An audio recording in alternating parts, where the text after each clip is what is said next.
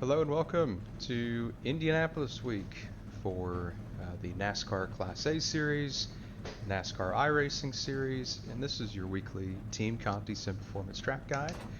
This is week 6 of season 3, 2024, so cresting the halfway point of the third season of this year, and we come to a track that we have not been to on the official schedule in quite some time. The series visited here earlier this year, meaning the iRacing series, the Class A series, but the Real Life Cup series hasn't been here in about 4 years or so, I believe. So first time we're coming here in July in quite some time, so happy to be back. We're leaving the road course behind and back to the big old one. So through this 20 lap run here, I will give you all an idea of what I'm doing, why I'm doing it, and really dive into what makes a good run in Indianapolis, what you need to be looking for, what you need to be trying to accomplish, and everything in between. So as you can see here, just high level stuff. First off, fourth gear for our TCSP setups this week. With a cool enough track and heavy enough draft, you may have to put it in fifth right before turn 1 and 3, but fourth should get you taken care of for the most part. Why are we in fourth? It just keeps it in the power band a little bit better. Especially when you're at your minimum rolling speed in your corners. That acceleration up off seems to be a bit better in fourth versus fifth. You could elect to run a gear where you have to shift, which would see you pulling even more RPM center off, but then at that point, especially as the tires wear, you start to just spin the right rear tire, and that extra RPM doesn't really get you anywhere. So this was our compromise for the week. Anywho, so fourth gear all the way around. First lap's going to be a little bit tight. We got to let the tires get up to temperature and pressure. Nothing new there. Very similar to Pocono. Very similar philosophy for Pocono as far as driving and setup. You think about Pocono, you think about turn 2. Turn 2 is modeled after Indianapolis, and then really all of Pocono is very flat. Not too many bumps for the most part, so very, very similar feeling to what we've got going on here. Moving on from that high-level stuff, let's start talking about driving. So you're going to be using brake everywhere. Some people say, well, you can just lift and coast into 2 and 4 and not engage brake. I disagree with that. I find that the brake really helps point the nose, helps you cut into the corner without a lot of resistance with that front axle. So most of your brake is going to be in 1 and 3, about 20-ish% of brake at both of those corners, about half of that into 2 and 4. So heading into turn 1 here, we're going to brake a little bit after that one sign on the wall, carry brake, just to about when we get to that white line, then we release the brake, get back on the gas, and brake into 2, get below that white line early in the corner, really hug that curb as closely as possible. When we came here last time, the track grip was a little bit funky, so our guidance was to stay above the white lines. In all the corners, they have since corrected that, so you can run the conventional Indy line, which is right on the curve, basically a little bit off of it, but well below that white line. And a little bit of brake into 4, about the same amount of brake into 4 as we did into 2, but a wider entry into 4 than 2. 1 and 3 are similar in the approach, 2 and 4 are similar in the approach. It's a good way to look at it. All different corners, but similar.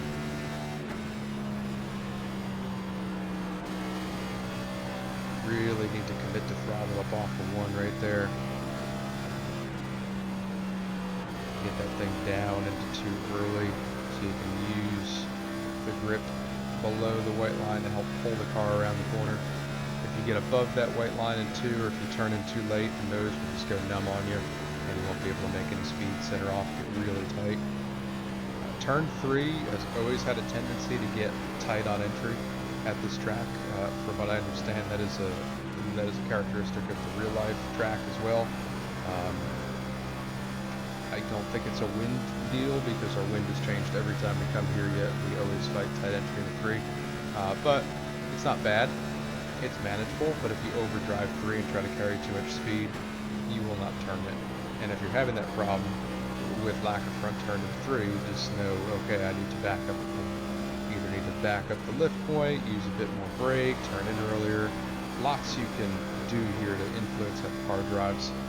as is with anywhere we go that requires some sort of driving, but 3 at this place, in my opinion, is really where the driver can make the most difference. Lots of sustained brake into 3, again, to help cut the nose to the bottom toward the apex.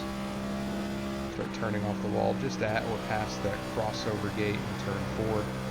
Now with the wind this week, exit of 4 is a little bit tighter just because of the wind speed and direction that we used in the baseline testing. That could change for A open.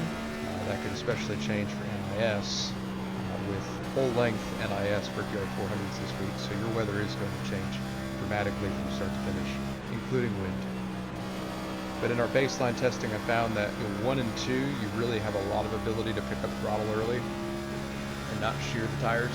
3 and 4, because of that wind, it makes it just harder to commit to throttle center off without shoving the nose.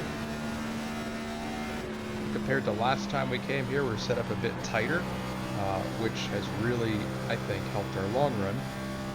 But with that, it's going to be up to you to really manage what you're doing in traffic and at the front of the run, even by yourself, to make sure you don't blow the front tires off the car. But that additional drive off you get later in the run, I feel makes up for that little bit of tightness early. Looking at the setups we have to offer this week, I included, as always, a looser version, a tighter version, but then I also included a looser R2 as well, which is like a step further from looser. Reason being, just again with the drastic weather changes and the full length races and everything, I wanted to give a few different options. So if you are a customer of ours and you're listening to this before the week, well done. You've done your homework, but also understand that there are more setups available to you this week than there typically are. So you've got options. But this is on benchmark. I've run my best runs on benchmark consistently. That looser R2 makes speed early on, but can fall off, so just a little bit of context there. But stick with benchmark. Benchmark is always my go-to, until I say otherwise. Anywho, back to driving here. So hopefully you've been paying attention to the inputs. Right there, you can see a little bit of brake in the 2. Get it down to the curb. You don't want to touch the curb. Really upset the car, but you want to get below that white line early on. Just cannot state that enough. Pull away from the straightaway, down, or pull away from the wall down the straightaways. Like we talked about at Pocono and some of our other high-speed ovals, getting away from that wall eliminates the possibility that the wall arrow is adding drag on your car and slowing you down. Probably only worth a hundredth or two, but still good to do. And you see them do it in real life too if you pay close attention. So we pull away from the wall down the straightaway. As we approach our braking zone, we bring it back to the wall so we can maximize our entry angle into all of the corners. Not necessary to do that pull away method in the short shoots. You're just not going down the straightaway long enough for that to make a difference, so don't worry about that between 1 and 2 and 3 and 4. I've had a methodical start to this run. There's definitely more pace in this car, but the tire wear is pretty considerable this week. You think about a 20-lap run, we're already approaching tire wear below 80%, which is the threshold for that really first step of big-time fall-off. So you're just managing this pace early on. You can see I gained a lot there over the lap before because I'm just really, as I said at the start of this, trying not to shear the front tires off at that end of the speedway. Nice wide entry into 1, nice sweeping entry, get it down to the bottom and then just commit to gas. To preserve the right rear a little bit if need be, just delay that commitment a little bit, don't go to full throttle quite so early. But like I said, loose is really not a problem with this car. At least at this point in the run, it will start to get a bit looser later. Any of the setups will, anywhere. It's just a trait of the car. But again, watch the front tires, especially down here, exit 3, exit 4. And when you're in traffic too, obviously I can't really demonstrate what exactly to do with traffic, but just picture there's a car in front of me heading into turn 1. We do not want to follow that leading car right in their footprint, more or less. You want to get in a little bit lower like I did right there, get that left front poked out, really just keep clean air on the left side of the car to help the turn. And if that means turning it a bit earlier like I'm doing right here, you might compromise just a little bit of overall pace compared to what you'd be doing with a single car run, but you will go faster and you will be nicer to your tires if you keep clean air on your car while behind somebody else. Again, thinking of the car in front of me, see I'm getting down a little bit earlier, but then I'm also sustaining lower. Again, a little bit slower versus your best line for a single car run, but when we think about traffic, definitely the way to go.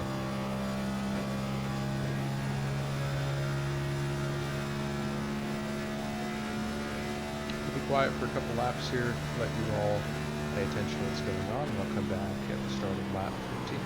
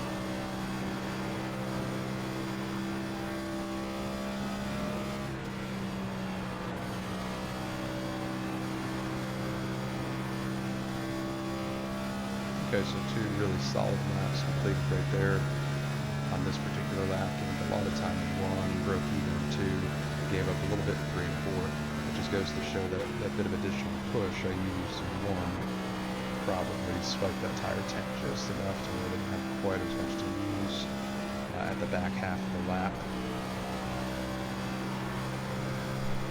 That's definitely important to consider when you're doing your qualifying runs too. Not that you're going to run out of tire by the end of your qualifying laps, which you'll need both definitely to make your best pace, but just make sure you're not overexerting anything on that first lap, especially use that as a warm-up lap. Similarly to how we talked about the first lap on the race setup being a bit tight, that's just a given. There's really nothing you can do to make that any better. But by overdriving the car and spiking that tire temperature and not conditioning the tires well as you bring them up to temperature and pressure, you can definitely hurt the rest of the run by overdriving early.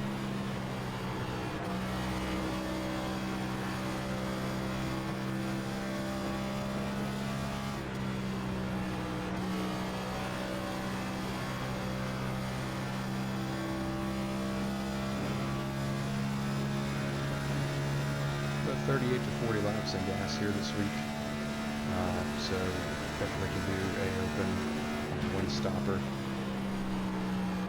NIS being full distance, a little different, but just depending on when those cautions fall and get the lower fuel window, obviously. 2-tire strategy, with as much as the tires wear, I don't know if I would necessarily recommend that, but I think it's worth trying that out in practice. Go run 10 laps, and then take 2, so you can follow back off at. So you can see there's not a ton of fall off. The tire wear is pretty considerable, so I'm just not sure if those left sides will fire off quickly enough if they're old, but again, you don't know until you try it.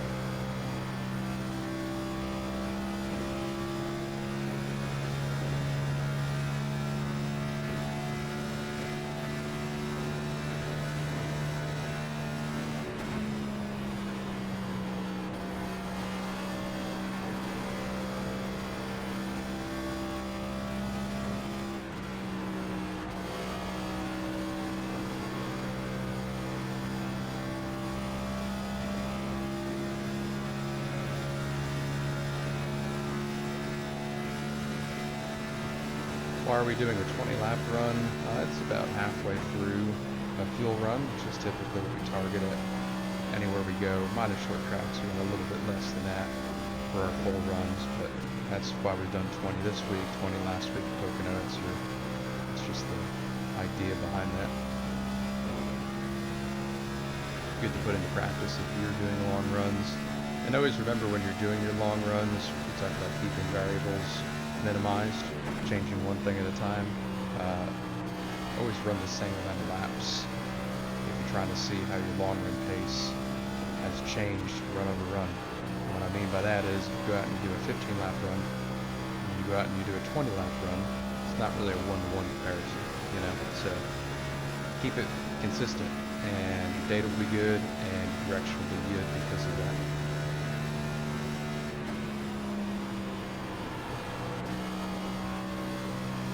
Couple laps to go here. I'm still feeling good. Just watching my entry speed so I don't shear the front tires off it. Little loose out of 2, but not bad. Everybody's going to be loose out of 2. Some worse than others, and I think we've got some really good grip out of there. So hopefully that's a good thing for us to generate passes down the back. Very important to clear people when you make passes too, before you get to the next straightaway. If you get stuck on the bottom down a straightaway and you got a bunch of cars lined up on the top drafting, you're going to lose a lot of spots. So make your moves wisely and do not get stuck in the bottom. If it's anything like last time, the middle actually became pretty dominant as the track rubbered in, so just keep all that front of mind. If you ran Pocono this last week, you know that getting stuck in the bottom before a long straightaway is a quick way to lose about 5 spots, plus or minus. So definitely don't do that.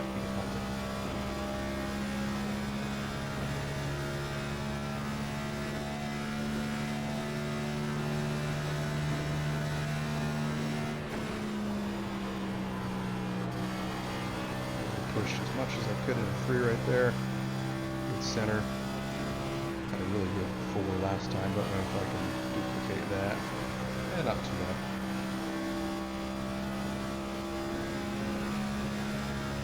I've got 1 more lap left. I will try to give it all I've got. Might go slower doing so, but let's see what this thing's got left.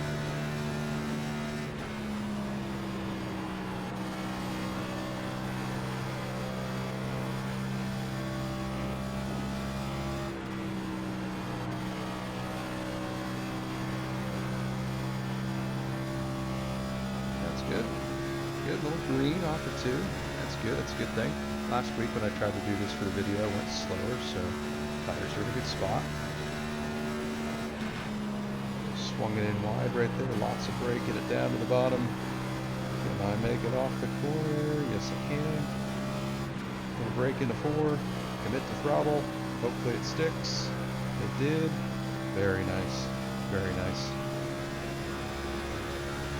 Really, really great lap to finish 20 laps at Indianapolis this week. One of my favorite tracks in the schedule. Really enjoy racing here. I think for a lot of you it might be your first time racing this track if you missed it this last off season. So plenty to learn. Start slow, work your way up to it. Watch this video 100 times and you should be in good shape. This is a tough track. Looks really simple on the surface, but there's a lot of finesse required to get the car to do what you want, not shear tires off of it, but make speed in the process. As always, thank you for watching our Team Conti Sim Performance track guides. Week 6 is upon us. Brickyard 400 week, full-length NIS races, so plenty of opportunities to race and hopefully do well.